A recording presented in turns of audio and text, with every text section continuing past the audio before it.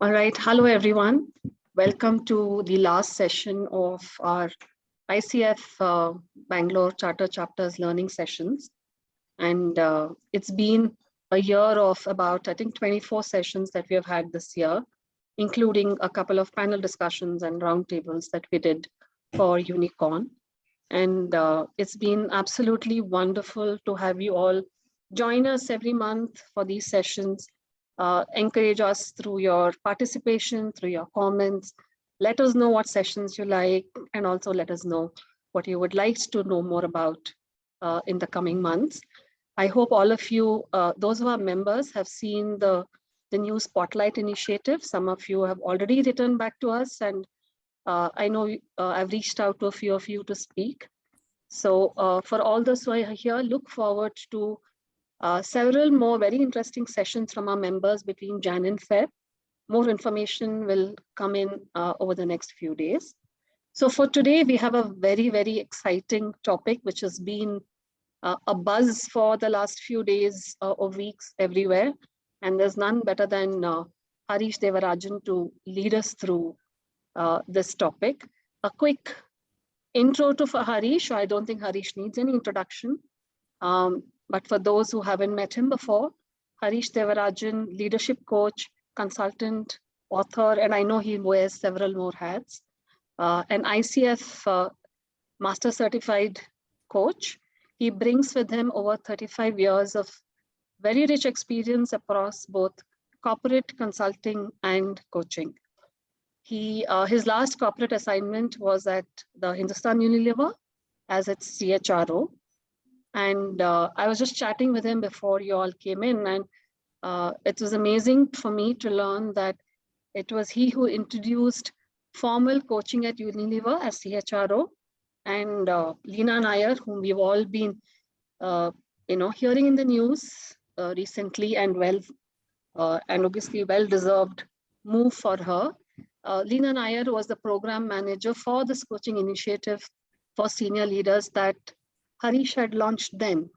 So he brings with him a fairly extensive experience of coaching over several years across several leaders and leadership organizations since then. Like I said, he wears several hats. Last year, he co-authored a book called HR Here and Now, The Making of the Quintessential People. It was co-authored with other stalwarts like Ganesh Challa and Vijay Rao.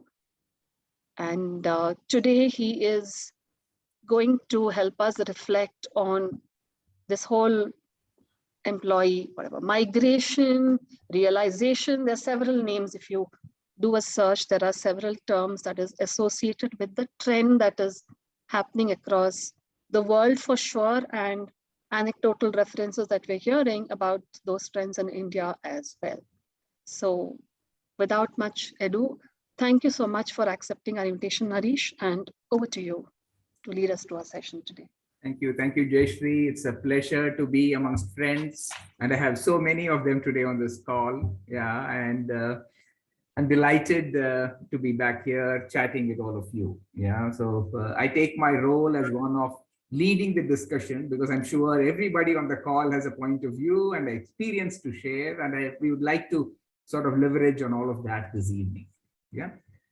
So just before we get into the serious bit of the topic, I just want to say that this Great Resignation is a terminology that has been given by the contributors from US to start with. Yeah, so they suddenly saw the spike in attrition starting February this year, and they have termed it the Great Resignation. But when we look at it from the lens of the Indian marketplace, the figures are not necessarily the highest that we have seen. We have seen much higher resignations in the past.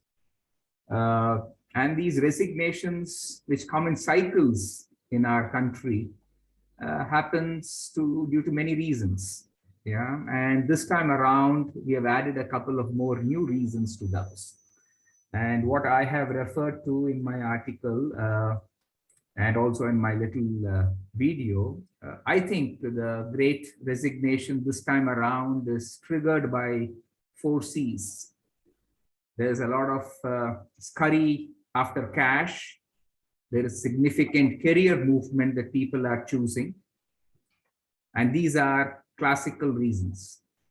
But the two new C's that have got added, triggering this resignation or attrition, is comfort. People are realizing that there is some comfort that they would like to seek for themselves in their lives, and comfort of balancing things, comfort of being being able to do their jobs more productively with certain flexibility, comfort around locational preferences where they would like to sort of base themselves. So that's a big trigger that's driving this resignation as well.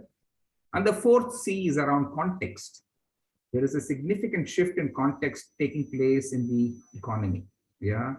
The startups are flush with funds, so they are now hiring talent and experienced talent at that. The digital economy has sort of come of age, and people are embracing e-commerce. And therefore, there is a big rush to get people with the right kind of experience in this space. And that spiked up the remuneration element. And people who have good, happy jobs are suddenly questioning their own motivations. Should I stay in the job that I've been in happily so far, or get my remuneration corrected by changing jobs to companies that are offering much higher, bigger salaries to people with my background? So these are the kind of things that are triggering the resignations. Yeah. So in my view, and that's why I call it the Great Realization, because people are realizing that what they really are seeking for themselves is different from what they thought they were seeking for themselves just a couple of years ago. Yeah. And that's triggering this.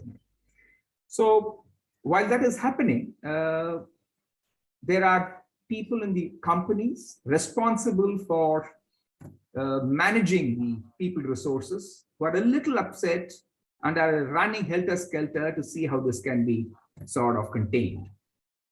At the same time, employees are busy searching and finding out which jobs they can move to. And as somebody said, changing jobs has never been easier. All that you have to do is dunzo your laptop in and get your new appointment order by dunzo, and a new laptop comes with it. Yeah, so you don't even have to go and go and knock doors and sit on put in your papers, wait for things to happen. So everything happens so easily these days. Yeah, so that's also added to the resignation.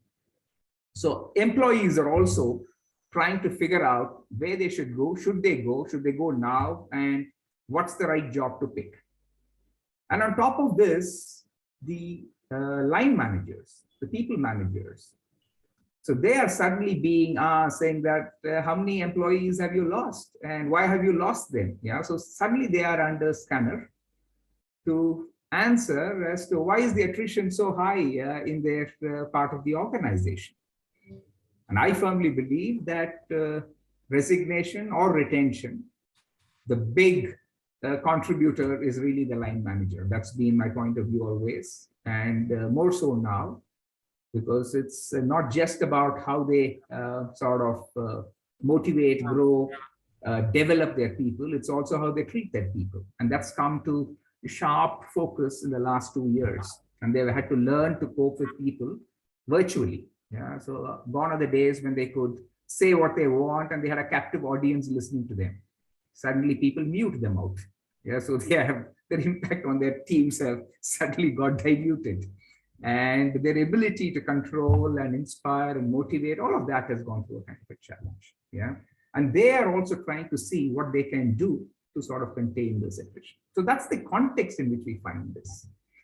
And amongst all this, so where does coaching come and what's the role coaching can play, should play, contribute and make a difference is what I thought would be good for us to discuss. And I have some points of view, but I'm sure there'll be many. But before we get into that, with this little background, I want to sort of get a sense in terms of who we have with us this evening.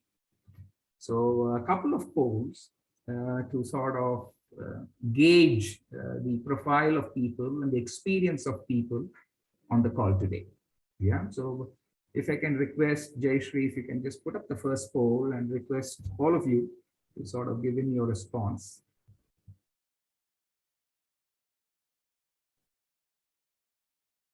Who are you coaching or mentoring these days? Yeah, so here are some options there.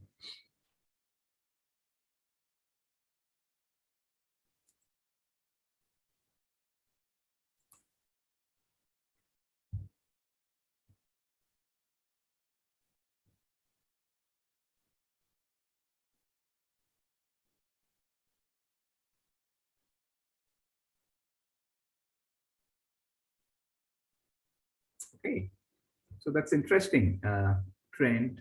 So more than 70% of you are currently coaching or mentoring people managers. Yeah, and significant numbers also on individual contributors, and there are a few others, I suppose, that might be students, that might be life coaching. Yeah, so that might be people who are getting coached for their personal strengths. Yeah, wonderful. Yeah, so this is interesting. Yeah, so Jayashree, can we have the next question on as well?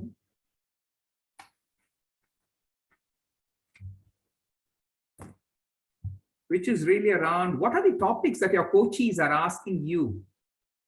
What are you engaged with them right now?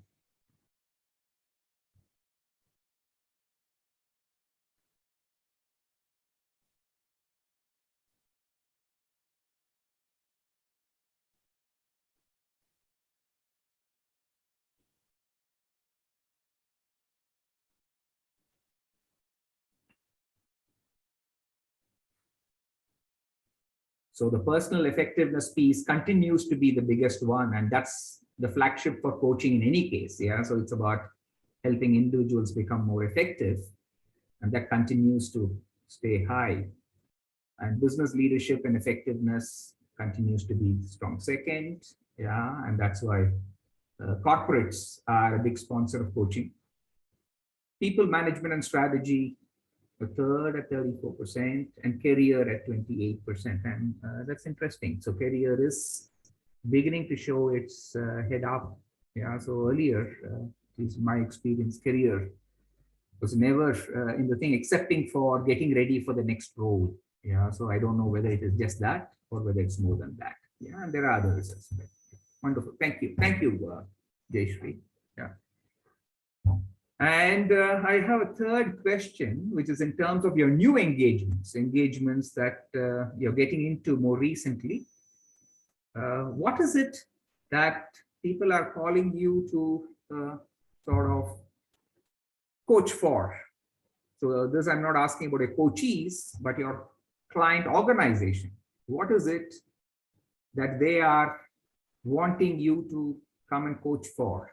And if you can just put in your answers in the chat box, you just have to type in the kind of shifts that you're observing in terms of why are they wanting a coach? What is it that they want the coach to sort of focus on? Any shifts that you're noticing. If you're not noticing any shifts, that's fine. But if you're noticing any shifts, if you can just put that into the chat box, it'd be lovely for us to.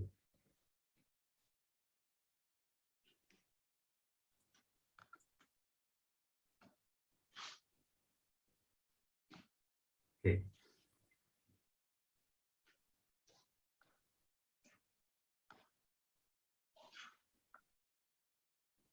So team coaching, stress management, remote motivation, yeah, so no shifts for some people, managing anxiety, shifting towards team coaching, yeah, pressures at work, stress at work, yeah,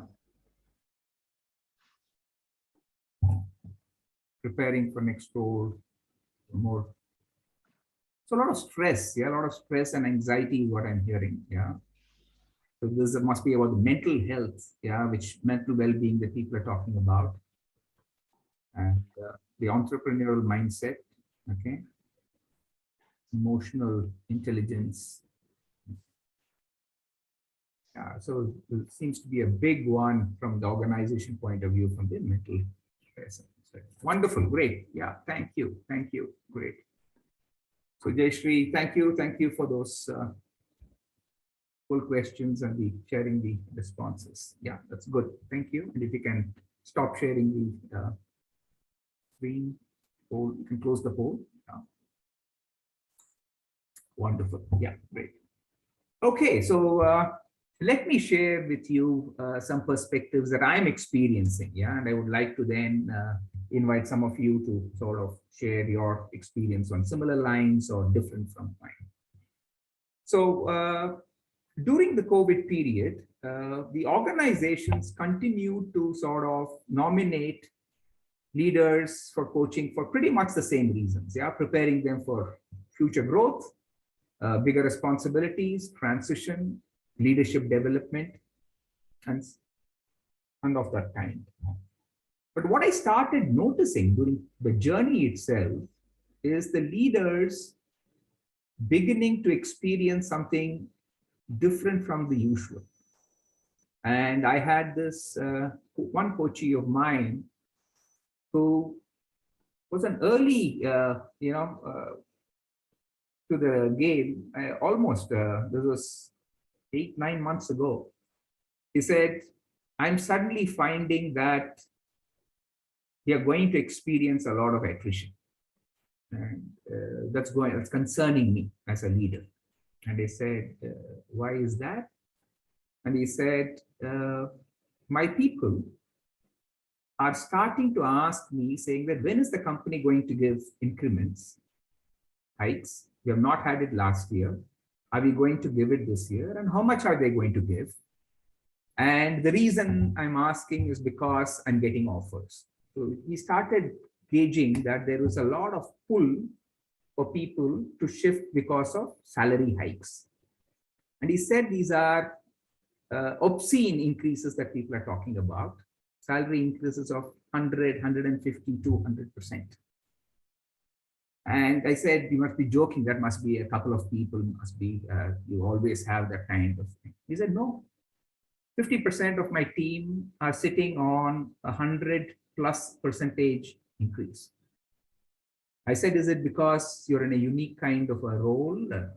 He said, yeah, we are all IT-enabled workers. So we are not working in the IT industry, but we are working in an industry, but we are providing the IT-enabled decision support systems and things like that. So it's always been a role in high demand, but we have never seen this kind of a salary hike. So that was something very different. He said, I want to know how to influence my leadership. Yeah, so I'm telling them and nobody's listening to me. And I want to influence. So I want to really build my influencing capability to bring this to the notice of people. So that was the first kind of a different kind of a ask that I was getting from my coaches.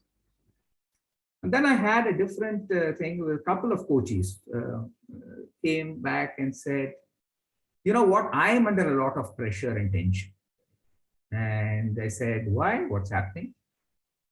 So they said, my team members are giving me feedback about work-life balance and the lack of it and the creeping work into the personal lives. And I can empathize with them completely because I am experiencing the same. When people have said this in the past, there's never driven home as much as now because I myself am experiencing this. And I don't know how to answer or respond to this, issue. And I wonder how we may.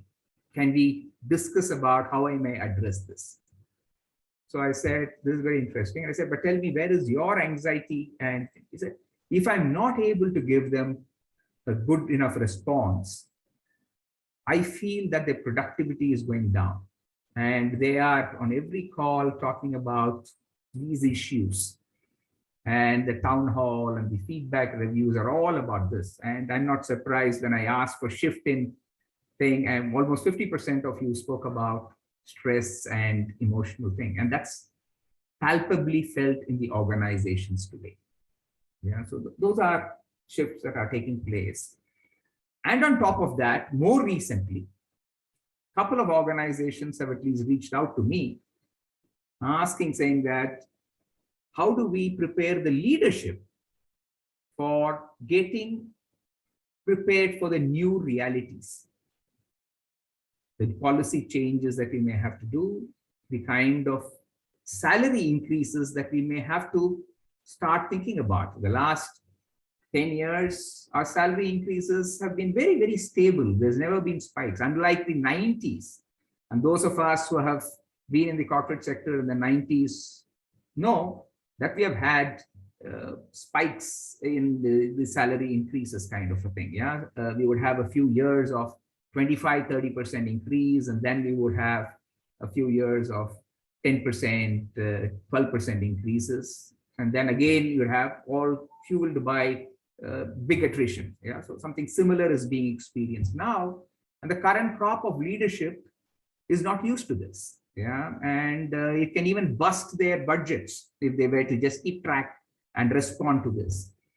But at the same time, attrition is also killing, because replacement of people is killing the salaries.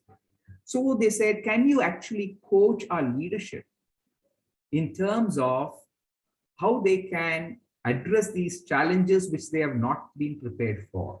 They have not sort of, budgeted for, and they are failing to sort of make the quick moves. We want them to be agile in their decision making. So that was a new ask, for leadership, specifically for agile decision making. Yeah, that was the ask.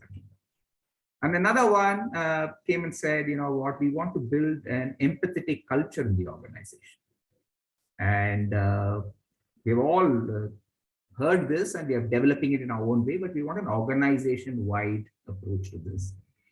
And maybe we could coach some of our senior leaders in terms of embracing an empathetic culture without diluting their effectiveness as leaders. So that's the specific ask. So these were two specific asks which sort of made me sit up and say that, oh, there is a scenario change now. People are asking coaching for different things.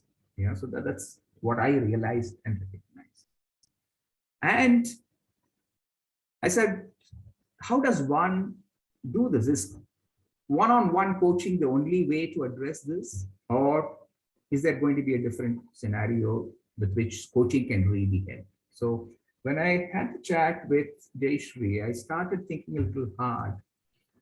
And I felt that, what coaching is but one intervention in the development armory of the organization.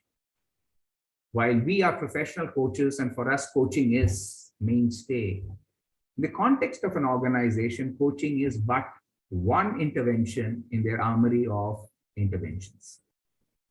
And it seems to be that today it can gain center stage, not just for leadership development, but for organization development as well. So that was the feeling that I had. So if I were sitting in an organization responsible for the organization's effectiveness, I suddenly feel that coaching can play a bigger role than just in leadership development, where it has been significantly used thus far.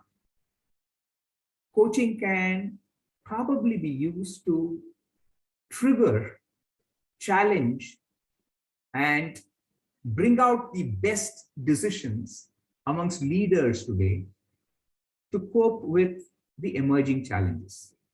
The COVID itself has created quite a bit of a, what shall I say, challenge, which they've coped pretty well. But that was something that everybody quickly learned from each other and then moved on. But the current challenge post-COVID is actually challenging the business models of organization. The way people thought business can be run and run well is itself in question, because numerous competitive scenarios are emerging and organizations have to cope with it. And on top of that, some of your key resources are leaving you and going to competition or to completely different industry segments. And to add it all, the financial health of organizations is also under a bit of stress, because to keep people with you, motivate them, you're forced to give increases. Now you're also required to add on fresh and new capabilities to your business model. So investment of a significant order in those areas. And your sales have not picked up sufficiently enough to even match your 2019 in most organizations. And therefore the business bottom line is under pressure as well. Never has industry been under threat on multiple fronts like this. And they have to be able to think differently, think relevantly and appropriately for their context, and be able to decide with a certain amount of risk element as well. And if not adequately supported and facilitated, this can lead to a kind of a rigor mortis in the organizations, as it were. Now, when I look at it, I think it is not about going and learning something new from somewhere. It's definitely not about, sort of deciding something and doing it. It needs a certain amount of co-creation, a certain amount of challenge, a certain amount of out-of-the-box thinking, a certain amount of building from experiences from everywhere. And this, I believe, is what coaching does to people. When we do one-on-one coaching, that's exactly what we do. We help them to dig deep in. We help them to benchmark. We help them to sort of seek and test multiple resources and sources of information, and then build their capabilities to drive some of their choices forward. And in team coaching, again, we help people to sort of collectively address the challenges that are posed on them. I think this is not for just leadership development or team development. I think coaching today has an opportunity to help the organization leadership to sort of address their current challenge. And this may not be the first thing that leadership thinks of. Yeah, they may think that it is my job, our job, to discuss, decide, and take it forward. But if we have the eyes and ears of the decision makers, and if we were to offer them the opportunity to sort of get engaged in a coaching model to sort of facilitate their decision choices and adapting the organization to the choices they make, and sort of get themselves onto the path of, high growth, I believe they'll be takers. And this need not necessarily come from certified coaches like you and me. It could also be a coaching approach by the board to the leadership in the organization. It could also be a kind of a coaching kind of a deliberations in their team meetings. And it need not be a traditional coaching journey of I'm helping you to sort of develop and transform. It could also be a coaching intervention to sort of help you cope with your current scenario. So I'm thinking out of the box here, and I'm saying, if I'm sitting in the organization and if somebody were to offer these things, I would definitely give it a serious thought. Sitting outside the organization with the ability to help them with this kind of an intervention, I'm also thinking, saying that, should we go and offer this to people with whom we have the network and the connections, and say that this is something we are willing to sort of work with. This is not a traditional coaching or a coaching contract or a coaching journey, but we believe that we can actually get coaching to help you in the current situation, and can we both experiment with this? And at the end of the day, all of us have come from backgrounds where we have either helped people sort of get trained, facilitate in processes, be decision makers ourselves, being running organizations ourselves, and we appreciate the context. We have gained significant amount of coaching competence. And if we can see a greater relevance and an integration, I think we should be able to carry the credibility to be able to go in there and offer this. So this is one string of thoughts. The second is, I think there is a significant amount of coaching that is required for the HR function itself. And I come from the HR function. And quite often, the HR function, a lot of organizations is under pressure to just go and execute. In some other organizations, enlightened as they are, look forward for thoughts and ideas from the HR functionaries to sort of overcome challenges the organization facing, mostly in the people domain. And there is quite a bit of challenge in the people domain as it is today. So can we actually also get an opportunity to coach senior HR folks? In most organizations, and I don't know how it is with you people, I've hardly had the opportunity to coach HR people. They always bring the list of people to be coached, and HR is hardly there in that list. You might find a stray individual or two. Either they think they are beyond coaching, or they think they are not valuable enough to be coached. I don't think either of that is true. At least in today's context, they need a significant amount of coaching to bring out the best in them, to be able to lead the organization in the current set of challenges. And the third is, I think, people managers. And a lot of organizations have people managers with very little experience. And that's across segments, I find it today, because for the fast growth, attrition and things like that, you have people who hit the people managers role pretty early in their career. A lot of first-time people managers. And they don't get nominated to coaching often. It's after a few years of bad people management skills, and they are set to reach the higher echelons of the organizations, that they come for coaching. And we then realize that they are very stuck in their leadership styles, and they have a very task-oriented one, and to get them to change is such a struggle. All of us have experienced that. I think today's context of Great Resignation is at the doorstep of people managers. Retention or resignation is, at the end of the day, big consequence of what kind of people managers individuals have.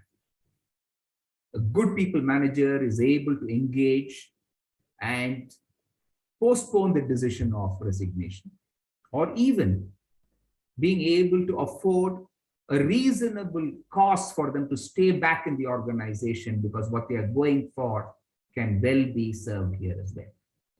So that's another area of coaching for people managers. And this could be group coaching, team coaching, individual coaching, depending on what the appetite of the organization is.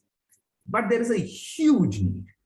And today, I think it's something that can be pushed to the top of the agenda, and we can get in there and do this. So to my mind, I see these 2 or 3 significant opportunities for coaching to play a big role. Equally, there are a few organizations which have gone down the path of creating a coaching culture within their organization. I think more than coaching culture, it is the availability or accessibility of coaching as a management tool, a management style that can be offered to line managers and people managers to quickly imbibe, so that they are able to provide not just an empathetic leadership for their people, an appropriate leadership for people, whatever their needs might be, to be able to provide the appropriate leadership and enhance their leadership skills, not because you are waiting to become a CXO, but because you are a people manager. And I think bringing it to that level and providing them the coaching skills and capabilities as even a kind of a what shall I say, through a peer coaching model or through a coaching, experience coaching first, and then embrace it into your leadership style kind of a approach. So these are some thoughts that sort of go through my mind at this point of time. And I'm going to pause here and invite comments, thoughts, questions, as it were. And may I, sort of request you to put up your hands if you have anything to say. And here I see Shika Agrawal raising her hand. Can I invite you, Shika, to say what you want to, please? Sure. Thanks, Harish. I think whatever you just shared with all of us, or at least with me, resonated very well. And I do agree that as coaches, we need to play, or we can play a much bigger role into the entire, organization design framework. My question is that do you think, therefore, with the changing needs from from coaching as a profession, our coaching curriculums have been updated to train the coaches as well to be able to meet up with this kind of a demand? Shika, I don't have an access to the curriculum designers of coaching, and I've not been in touch with it, so it won't be right for me to comment on that. But I can say one thing. Irrespective of what we are being trained for, as coaches and as we coach our people to continuously learn and evolve, I think we as coaches have that responsibility too. Yeah. And I think nobody prevents us from sort of taking coaching to the next level or evolving coaching to a new style. Yeah. And that's what I think is the need of the hour. And we must not lose that opportunity. That's what I would say. But if there is somebody who's aware of any changes that's happened in the coaching curriculum because of these kind of things, please chip in and say your piece as well. MG, please. Yeah. Thank you for the opportunity. I just loved what you said about you don't have to be a certified coach. I'm a PCC. I'm not saying that because you said that. Certified coach to be a good coach. I also learned it while I did my training with CFI that, as you rightly said, coaching is about helping people to seek that different perspective, different solution options. And that can be done by anybody. And as coaches, we have to evolve. And we honestly don't need a change in the curriculum of ICF for us to get trained. It's about, I think, culturing our mind. Thanks for bringing that up. I had another point here. The 4 C's that you talked about, scurrying for cash, career movements, comfort, and context shift. I just thought maybe there's another C, which is the newfound courage because of pandemic. Courage in people, whether managers or leaders or individual operators or just people, to take better control and charge of their own lives and not allow it to be, because pandemic has taught you one big lesson. Nothing is ever going to be the same again. And you don't take care of yourself, nobody else will take. You're alone. My 92-year-old father was alone in the bed without family for 4 days while he had COVID. So this newfound courage of taking decisions for your own life, I think that is also a huge trigger for people to take a harder and newer look at their career and life. I'm seeing that in the recent 10 coaching assignments, which I'm doing now, both in the USA and in India, that this is a phenomenon which I see, that the coaches are having guts. Just leave it at that. Wonderful, wonderful, MG. Beautiful point. In fact, when I say context, I think the current context of the COVID has made people take a relook at their own context, how they respond, what opportunities really are with them. The sequential thing of, post-retirement, I will do this. People have started questioning that. Why should I wait for retirement for me to do that? Or I will do this. So the context includes the ability to sort of challenge themselves and take the courage to say, I'm going to stop this now. Yeah, absolutely. Maybe the context also includes a slight change in the shift in the mindset of people to look at work from career to jobs. It's not always, see, people who are scared about leaving a good company, Now they're looking at, they don't know the future beyond 2-3 years. Why waste your time in building a career? Just look at what is best for the next 2-3 years and see what you can do later on. That's another thing which I'm seeing. Very true, very true. And I'm going to move to Sushma. Sushma, you've been waiting. Please go ahead. Thanks, Harish. And, absolutely so topical. I've been facing this in my coaching assignments in the past few months. The couple of things here. One is, okay, I mean, when is a bubble which is going to burst? And the second is something which I've been hearing, and I'm not sure how many others are hearing this and whether you've heard it too, is that a number of people, especially in the IT-enabled services and IT, are holding 2 jobs. And so, there's just so much and it's so complex. And with the remote working, how do we really coach people or organizations? I mean, I'm not sure. Thank you. Thank you, Sushma, for bringing that up. Yeah, absolutely. So it is indeed true that coaching is something that can help, is my firm belief. And in a scenario in the IT-enabled services area, as you're saying, people are holding 2 jobs. And that is why they were the first people to say, let's start working from office. One of the big reasons for that was to put a stop to this of working in multiple jobs. And so at the one end where people are saying, I'm stressed by boundaries being, stretched, timeliness. And there are people who are saying, not one, but I will do 2 jobs. Yeah, that's a reality. It's a fact. And that's why they're pushing, but they couldn't make that happen because of the attrition that took place when they were doing that. And now with the Omicron and things like that, but we'll have to wait and see what happens with that aspect. Sushma. Yeah. Okay. Thank you. Shweta? Hi, everyone. So, I'm glad to be part of this discussion because I wear 2 hats. I work with a corporate organization based in US, and I'm a certified coach as well.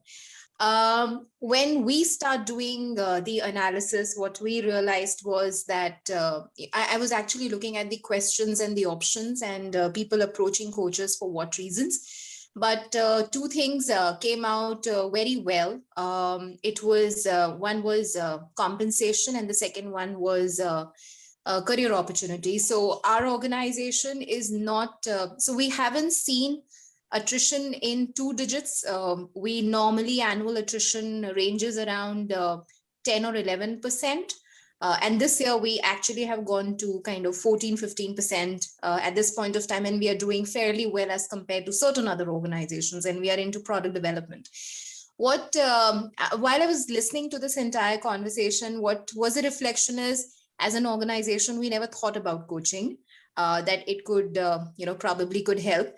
Number 2 is that as a human resources professional, so I do hear you saying that the HR team needs coaching, and they don't see, at least I can talk about the organization that I work with, that there are internal interventions where there are attempts being made to coach the HR professionals as well. So we don't really go external.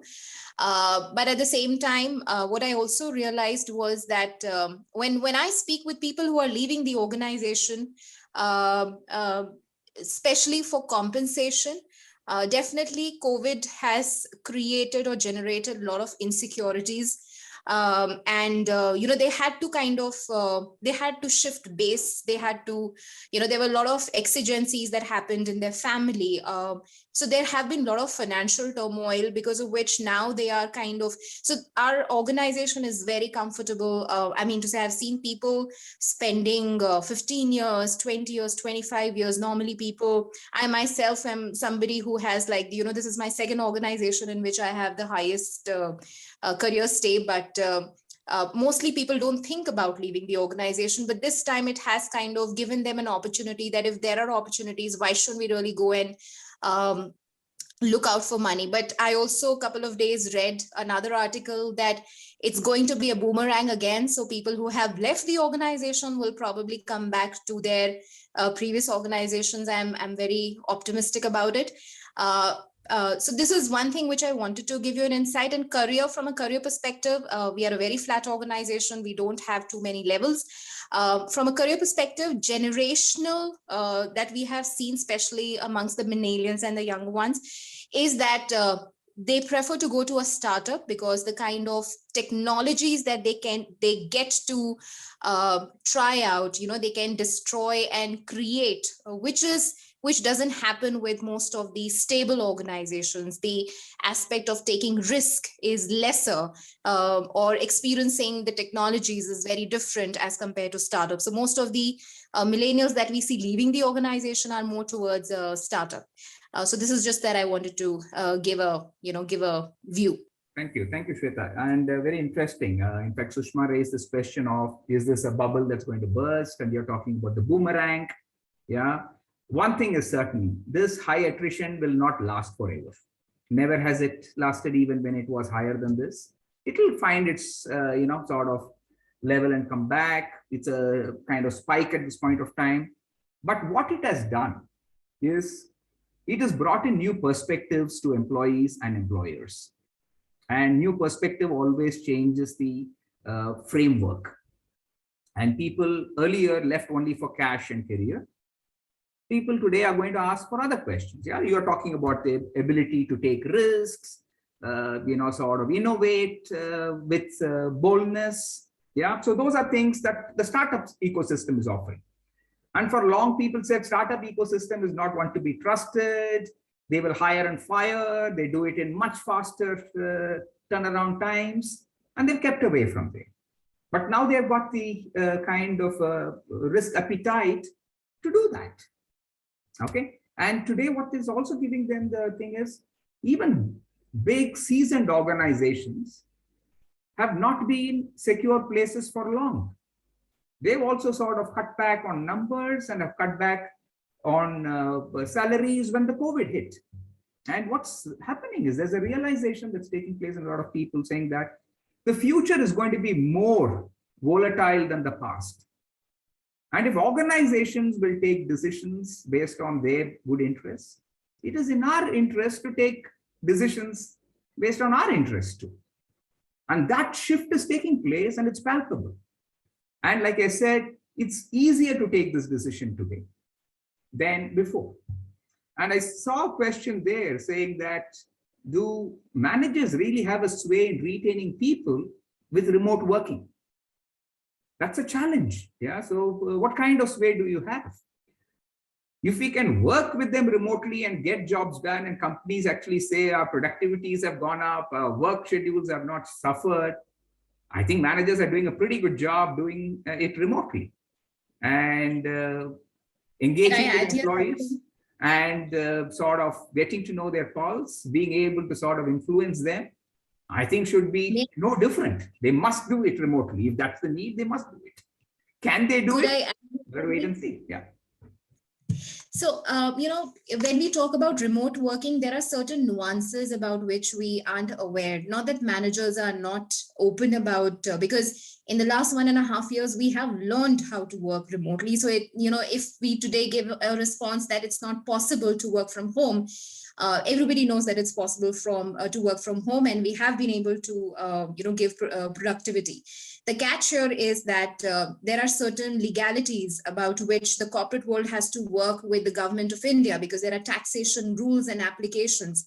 Now, the managers do not understand those nuances, and there has to be a huge work that needs to be done if we want to make that flexibility. So a lot of people are not aware about these nuances as well. So they are unable to take those decisions or unable to make a movement because those kind of crutches are there for them. Sure. I'm sure there's a lot of hurdles, and as coaches, we all know finding the answer is not the big issue. The quest to find different ways of doing it and then deciding what is it that you want to do. Do you really want to do it? Getting people to process these things, having the confidence to process that, Yeah, I think is what is important. I don't think, solutions are what we are peddling. We are actually offering a new way of thinking, a structured or an unstructured way of addressing challenges, commitment to actually move past the hurdle. Yeah, so those are the kind of stuff that I think as coaching, and I'm sure these managers, these organizations will be able to find out the answers. Can we help them find it sooner? Can we help them sort of find answers that is not staring them in the face? I think that's the value that coaching can bring in. And that's what I would say that you must look as an opportunity. Yeah, thank you. Bhaktiyar, you've been waiting in line, please. Yes, thank you very much. But I've been listening intently, and a lot of wisdom just gone through the whole process. I wanted to thank you, Harish, for focusing on this subject, which is a current reality, and we all face it. Although in Pakistan and India, perhaps the Great Resignation is not as pronounced as it would be in the West. However, I am a PCC certified, and I usually coach senior leaders. And as we all do, I ask them in the beginning, in the first few sessions, what is their real focus? Where do they want to need to focus the coaching? Two areas come up. One is personal effectiveness, as we all found out, we all agree. And the other was people management. These were the two highest areas. And some of them show interest in learning how to coach their people. And I oblige, of course, I say, well, let's keep talking. You see how I am coaching, and if you have any questions, you ask. So there is genuine interest among executives to learn a coaching style or a coaching approach. However, my experience with a couple of HR clients, at the middle level, the person was very open and amenable and open to coaching and learning coaching also. But the one CHRO I coached was very traditional in his approach. And of course, he was senior in status and in age. So it was tough going for me to bring him around to talking about coaching, and his own coaching also was challenging. And then helping him how to adopt a coaching approach was another challenge. So this is what I want to contribute. Thank you. Thank you, Bhaktiyar, for sharing those. Yeah, so yeah, it is true. There are some people who are open and willing to learn, and people management has always been a topic of interest amongst the people whom we are ending up coaching. It is, I think, in my view, more than just at an individual level, it's also at an organizational level that interest needs to come in. And not just HR people. I think this is true of many managers. Yeah, they think they don't need to be told or taught or reframe their approach. Yeah, and they see coaching as somebody superior coming to tell them something. That's a judgment of what coaching really is. Yeah. Sure. It's really to help them to get in touch with themselves, their own solutions and their own capabilities. And we are but just a trigger to that deeper thinking and reflective development. Yeah, until that realization happens, these challenges will continue. Yeah. Yeah, sure. Thank you. Okay, so I'm just going to end the session by saying, yeah, Sabri, you have something to say. Go ahead, Sabri. Yeah. Sorry. Thank you for the session, Harish. I think it's very, very, very illuminating, and as always, it's excellent to hear you, listen to you. I was just looking at three things. I think what you have said is very important in terms of how coaching can actually look at different directions. One of the things that I'm finding in my work with larger organizations, where I'm coaching 15, 20, 25 managers after a workshop, the organization has rewarded them for the first 15 years of their life of a set of behavior. And today the organization is saying those set of behaviors are not to be rewarded anymore. You need to completely change yourself. And like I was saying, become entrepreneurs and things like that. And I think the the people are really finding it challenging because their entire mindset has been, trained and kind of gone into that. So that's one, and I think that's what you are talking about. Second is one of the trend that I'm finding is that people who are over 35 and over, they are having this challenge far higher than people who are 25 and 35. For them, it has now become a gig economy. A gig economy is not to be, in a sense, thing to a organization, but to a particular skill and an expertise. So then, I'm in this gig, and these gigs can be very, very different gigs. Doesn't have to be in the same set altogether. So I was just wondering if you would like to kind of work with organizations or talk about whether the organization can actually offer gig economy.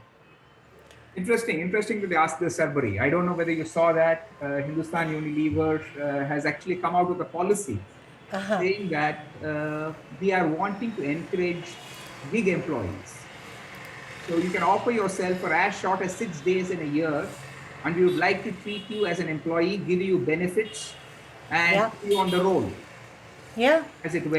Absolutely. So that's first, and I'm sure there'll be many other companies willing to do this, and many who are already doing it quietly without announcing it as a policy. That's right. So I think you rightly said, youngsters are not willing to sequence their life like our generation or our generation before us did.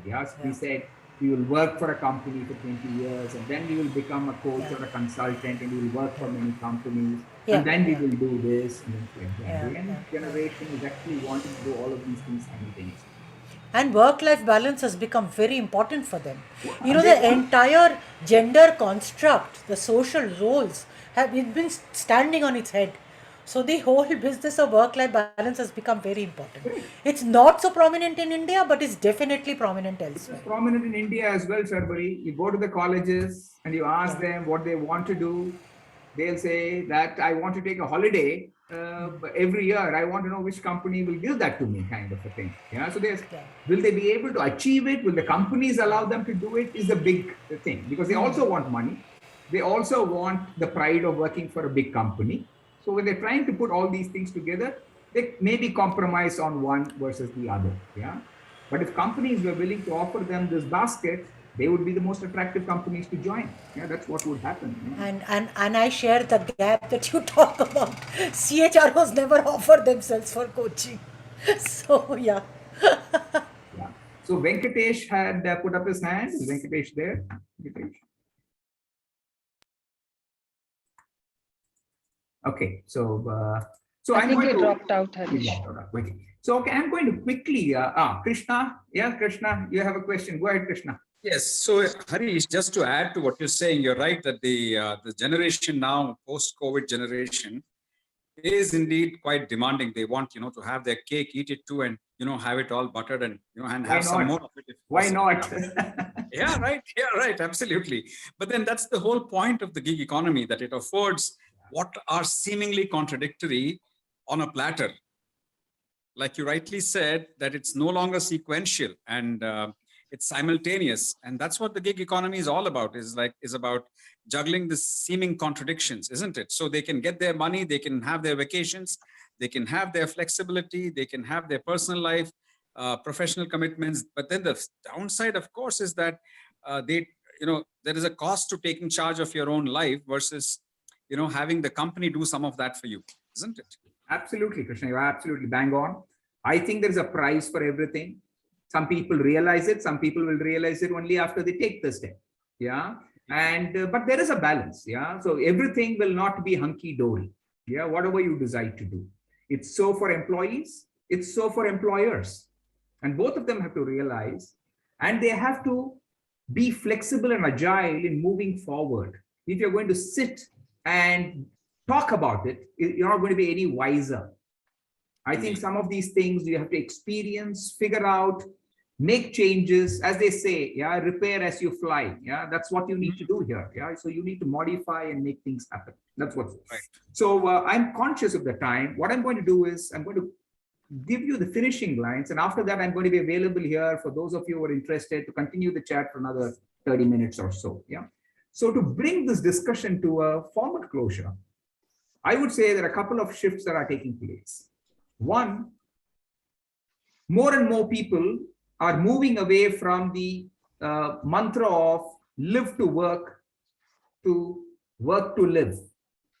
Yeah. So what Sharbari talked about as loyalty to a single organization, to a single job, to careers alone is changing. So you want to work so that you can live, and life is multidimensional. So the second is unidimensional focus to life is giving way to a multidimensional life. And that's, Krishna, to what you're saying, people want it simultaneously. Yeah, I want to do everything right now. Yeah, so why should I wait till I retire? Why should I wait for 10 years before I do this? Yeah, so they want to do multiple things at the same time. And the definition of success is being rewritten. It's no longer on titles and salaries and positions and jobs. Success in life is being rewritten to how do I experience life in its entirety? And more youngsters are seeking that. And as youngsters begin to seek that, you'll find the middle managers getting influenced by it, as they have reportees who are saying this. And as middle managers start experiencing this and start trying this out, companies will be forced to take a relook at how they view at people, employees, and retention. Yeah, so that's what I'm seeing. And I see a great opportunity for coaching. Yeah, be it external coaches or internal coaches, be it individual coaching or team coaching.